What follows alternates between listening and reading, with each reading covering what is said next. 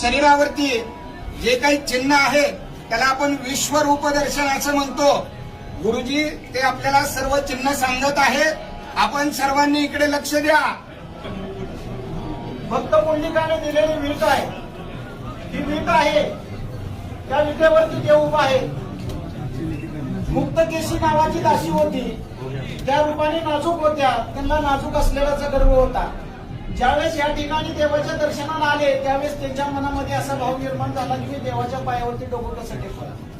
त्यांनी देवाच्या पायावरती दर्शन न घेता करंगळी शेजारचं बोट या ठिकाणी लावलेलं आहे, डाव्या पायाला या ठिकाणी बोट उठलेला आहे आणि त्यांचा गर्भधारण झालेला आहे। ही कृष्ण अवतारातील गुरराखाची काठी आहे, पितांबराचा सोगा आहे, डाव्या हातामध्ये शंख आहे, उजव्या हातामध्ये कमल पुष्प आहे, कमरेला वासनी वेलाचा कळतोडा, अर्धांगी रुक्मिणी मातेला बसण्यासाठी दिलेली जागा आहे। ब्रह्मदेवाचे जन्मस्थान नाभी कमल, भृगुर्षीने लात मारली मुकुलांचल, गळ्यामध्ये कस्तूप मणी आहे, मकर आकार कुंडले आहेत, शिव आकार मस्तक आहे। कुंडली